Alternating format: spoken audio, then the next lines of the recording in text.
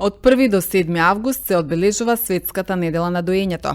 Темата за годинава е доење за одржлив почеток во животот, да го зајакнеме она што функционира. По повод Светската недела, здравствените работници од Општа болница Куманово порачуваа дека мајчиното млеко е природна и најсоодветна храна за новороденчето и представува најдобра заштита за нивниот правилен раст и развој. Доколку мајката и новороденчето се во добра состојба. Првото доење започнува 30 минути по породувањето, посочуваат лекарите. Инаку во болницата паралелно се работи и на повторно отворање на школата за родителство, која ќе започне со работа од 1 септември. Мајчиното млеко од секогаш, денеска и за секогаш ќе биде основно, односно златен стандард во исхраната на едно новородено. Тоа представува еден вид комплексна течност која што е богата со нутритивни фактори, нутритивни компоненти, богата е со биоактивни молекули, како што се например имуноглобулини, како што се например витамини и минерали, понатаму е богата со клетки, како што се стем клетки, лактоцити, леукоцити, макрофаги и бактерии, и тоа добри бактерии од типот на бифидобактерии и лактобацили, и содржи дополнително може да содржи, докажано е присуство на ксенобиотични фактори, тоа се фактори кои што всушност може да се најдат во мајчиното млеко, и тоа се делови од пестициди и делови од фармаколошки агенси. Меѓутоа, овдека сакам да кажам дека не само што е мајчиното млеко важно за исхраната на новороденото, важна е исхраната на самата мајка за време на бременоста и за време на доењето. Значи овдека, откако ќе почнеме со обновување на школата за родителство од 1 септември, би спроведувале дополнително и влијание, односно информација на мајката за нутриција соодветна за време на бременоста и за време на доењето. Тоа значи добра избалансирана исхрана на трудницата и на доилката, многу мал внес еднаш неделно на јаглени хидрати од типот на индустриско благо. Значи, иако се фармацевските компании трудат да кажам, да направат соодветна формула која што ќе обезбеди соодветен нутритивен внес за тоа новородено, сепак него во целост имитира мајчиното млеко, бидејќи, како што кажав, дел од клетките, имуноглобулините се уште не се присутни во млечните формули, а тие се многу важни за имунолошката состојба кај новороденото. Значи, самите клетки влијаат антивоспалително, антибактериски, антивирусно, така да е мајчиното млеко, поготово првото млеко, колострумот, тоа е мајчино млеко кое што всушност се прво создава, кое е мало во количина и кое што е богато со протеини до 4-ти, односно 5-тиот ден после породување. И како е потребно и ние го нарекуваме прва вакцина за тоа новородено. Понатаму, составот на мајчиното млеко се менува, до 14-тиот ден е преодно млеко, кое што е богато со јаглени хидрати и со масти, и е важно на новороденото да го конзумира за да ја врати родилната тежина, значи потребно е за да напредува во телесна тежина. И зрелото млеко е тоа млеко кое што всушност продолжува од 14-тиот ден до крајот додека трае лактацијата. Сега имаме ние мајки кои што едноставно млечноста на градата се намалува со текот на времето, за да напредува тоа новородено. Во одредени ситуации се препорачуваат и млечните формули, но кај сите мајки потенцираме дека и еден оброк мајчино млеко да има, сепак да го одржат, да ја одржат лактацијата барем до 6-месечна возраст. Така, кога новороденчињата и доенчињата се на ексклузивно доење, значи не треба да конзумираат други дополнителни течности, бидејќи 87% од вкупната количина на еден оброк млечен отпаѓа на водата. Значи, и не треба да додаваат ниту чајби, ниту водичка, ниту други напитоци. Понатаму во составот на мајчиното млеко влегуваат протеини. Од протеините, тоа се вкупната концентрација на протеини во еден оброк е 1% и тој процент е сосема доволен и е многу важен, поготово е важен бидејќи со односот на протеини кој што е во тој состав е толку добро избалансиран и амаличните формули исто така се трудат да го односот на суруткини, на протеини, на казинот да биде како што е во мајчиното млеко, а не во кравското млеко. Дополнително во суруткините протеини се наоѓаат и одредени ензими и одредени други протеини, како на пример лизозимот. Лизозимот е многу важен бидејќи тој го разложува зидот на бактериите. Лактоферинот делува како носач на железо и тој освен што е важен за спречување на анемија кај новородено и кај доенче, важен е бидејќи го невозможува железото да го користат бактериите, вирусите со кои што новороденото доаѓа во контакт и на таков начин тој делува антивирусно и антибактериски.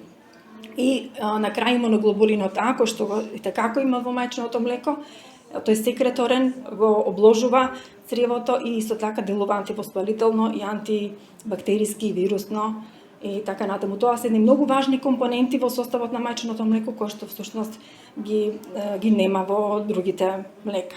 Доколку мајката и новороденото тие се во добра состојба, во првите 30 минути веднаш по раѓањето, акушерката е таа што го поставува новороденото за доење, каде што тоа е особено битно за новороденото. Првото млеко, односно колострумот, тоа е особено важно да знае мајката како правилно да може да го постави бебето, доколку има потешкоти околу делот за доење. Тогаш кога ќе биде префрлена на оделот, оделенските сестри се тие кои што помагаат за доењето на мајката. Исто така, особено е важно каде што ние вршиме исто така и листи за доење, како и начинот на измолзување. Постои школа за родителство, каде што претходно пациентките кои што сакат може да бидат пријавени, се врши едукација на тие мајки, за да знаат како понатака да немаат потешкоти во начинот на доење. Процентот на поставување на доење изнесува 80,3 веднаш 30 минути по раѓањето, каде што при исписот процентот е некаде околу 60,2%. Особено е важно мајките да знаат правилен начин како да го дојат едно новородено, каде што понатака кога ќе се направи исписот на една мајка да нема потешкоти во домашните услови. Потребно е упорност од страна на мајката, како поддршка исто така се тука и акушерките кои што ќе помогнат за начинот на доење, за да може една мајка да успее околу доењето. Во моментот не се врши опремување на соба за едукација за бремените жени. Тој ќе има психофизичка припрема на бремените жени за породување, начин на породување, нега на новороденото и ќе имамо обуку на техники за доење, сите техники за доење. Во план ни е од 1 септември да стартуваме со собата и тој ќе биде сите преку социјалните мрежи сите информирани за кад ќе стартуваме. Преку мобилен телефон како порано ќе ги загажуваме пациенти, термини.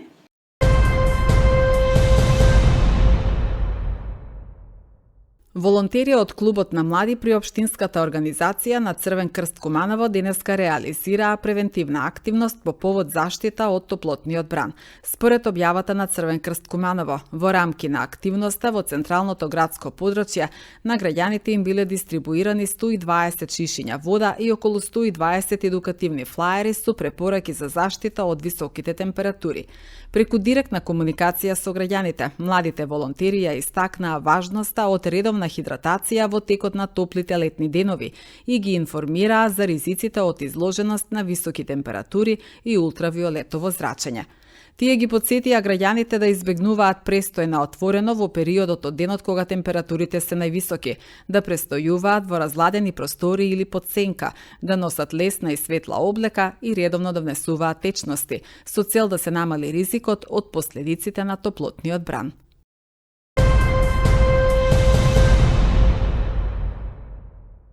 Екипа на територијалната противпожарна единица Куманово во текот на вчерашниот ден интервенирала во Липковскиот регион на потегот Слупчане Ваксинце, каде што била опожарена сува трева на површина од околу 5 хектари, информираат од регионалниот центар за управување со кризи. Нивните колеги пак од општина Старо Нагоричане вчера немале интервенции, соопштуваат надлежните.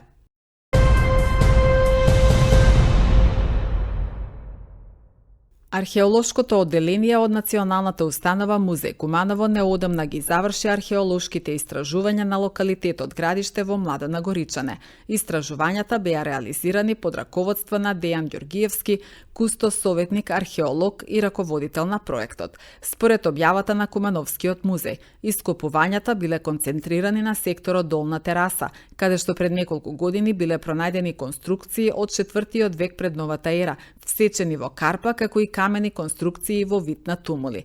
Тоа сугерирало дека на тој простор се вршени ритуални дејствија и поради тоа оваа година ископувањата биле продолжени таму. Следните истражувања ќе бидат фокусирани на доистражување на градбите кои биле откриени оваа година и евентуалното постоење на храм во овој дел на локалитетот. Ископувањата се дел од годишната програма за работа на Националната установа Музеј Куманово, финансирани од Министерството за култура и туризам, информираат од установата.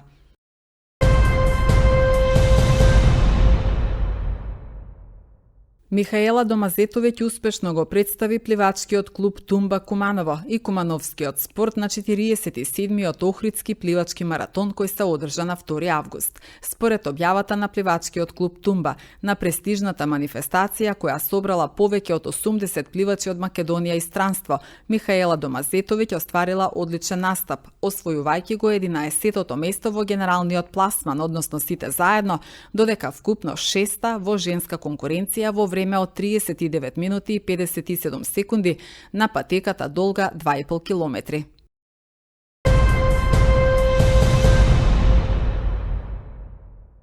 Во учебната 2026-2027 година се очекува да има околу 3000 првачиња помалку во споредба со минатата година, истакна на денешната пресконференција министерката за образование и наука Весна Јаневска. На пресконференцијата на која беа презентирани резултатите од државната матура, Јаневска информираше дека просечната оценка на државната матура годинава изнесува 3,66. Со ваквиот успех сме многу задоволни. Тој речиси на нивото на минатогодишниот просек од 3,69 и е подобар од оној во 2024 година, рече министерката.